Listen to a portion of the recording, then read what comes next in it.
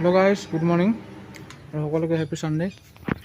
আমাৰ ফালে আজি দেওবাৰটো বৰ বেছি ৰ'দেৰে ষ্টাৰ্ট হৈছে। ৰাতিপুৱা সময়ত অলপ ডাৱৰীয়া মানে কৰিছিলে, বৰষুণ দিব নিচিনা লাগিছিলে, কিন্তু এতিয়াতো ক'ব গ'লে টিকাফটা ৰ'দ দিছে আৰু দিবই।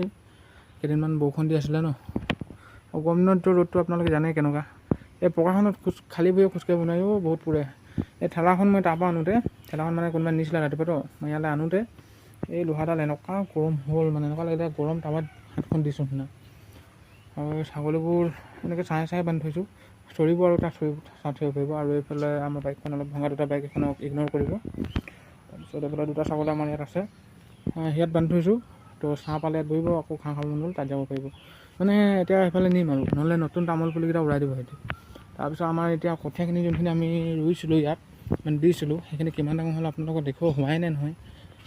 বেৰি থৈছোঁ, বেছি নহ'ব ইয়াত, এইখিনি আগতীয়া ধানৰ নহয়তো, এইখিনি পৰিছেও দেই ধান। আপোনালোকৰ কাৰণে একদম খালী ভৰিয়ে গৈছোগৈ আৰু এই ফুলটো বা কাৰ ঘৰত আছে জনাব। এইজোপা অলপ বেলেগ ধৰণৰ, মানে এইজোপা ফুলজোপা বেলেগ অলপ, মানে এনেকৈ গোটাটো নহয়, এনেকৈ হয়, নুফুলে মানে ডাঙৰকৈ আজিলৈকে মই ফুলা দেখাই নাই, ছিঙিয়ে পৰে। অলপ জলকীয়াজোপা আমাৰ লেৰেলিয়াই গৈছে, আজি পানী দিব লাগিব। কাৰেণ্টটো এতিয়া নাই, কাৰেণ্টটো আহিলে আমি পানী চানী দিম। এইফালে এইটো ইগন'ৰ কৰক, এইটো মোৰ ব্ৰইলাৰ চফা কৰা জেগা। এতিয়া অলপ আগতে আমি পানীত আছিলোঁ, পুখুৰীত অলপ সোমাব মন গৈছিলে আজি। তাৰপৰা মাছ কেইটামান ধৰিলোঁ, মেলাই মাছ পালোঁ আৰু মানে এনেকুৱা বনৰীয়া মাছ যেনেকৈ হৈ গ'ল চেং মাছ, সেইবোৰ ইয়াত নাই। মানে কাৱৈটো আছে, কাৱৈটো আকৌ ভাইটি এটা ধৰিছিলে আজি, ফুটিলে আকৌ কাঁইটটো ফুটে যে তাৰ। পানীটো এনেকুৱা হৈ আছে, গৰম হৈ আছে পানীটো। এতিয়া আমি যেতিয়া সোমাইছোঁ তেতিয়া ঠাণ্ডা আছিলে, মানে ছাঁ পৰি আছিলেতো। আৰু এইখিনি আমাৰ কঠীয়াখিনি সিমানটোৱে আছে ইয়াত অলপকৈ দিছে, বাকীখিনি পথাৰত দিছে, যোনখিনি এতিয়া ডাঙৰ হ'ব ধৰিছে।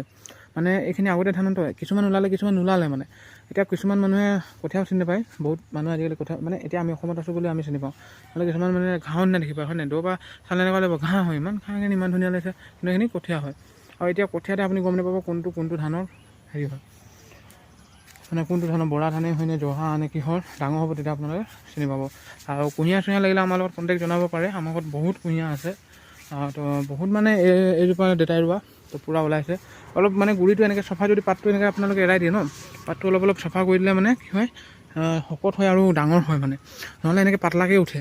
তো আমি কালি চফা কৰিলোঁ ন, কালি নহয় এইটো এসপ্তাহমান হ'ল চফা কৰি, তো সেইকাৰণে এনেকুৱা হৈ আছে, অলপ শকত ওলাইছে। ভাইটি এটা দেখাইছিলে মানে আমাক।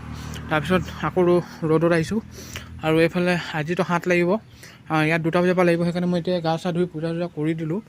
আৰু আমাৰ এইটো ৰ'দে একদম বেৰি দিছে, গছবোৰ ফুলিছেও ধুনীয়াকৈ, ফুল চুল পূৰা আছে। মায়ে ৰোৱাটো দেই, মই ৰোৱাটো নকওঁৱেই, খালি মই এই চাংটো বনাই দিছিলোঁ এইজোপা অপৰাজিতা এজোপা হ'বলৈ কাৰণে।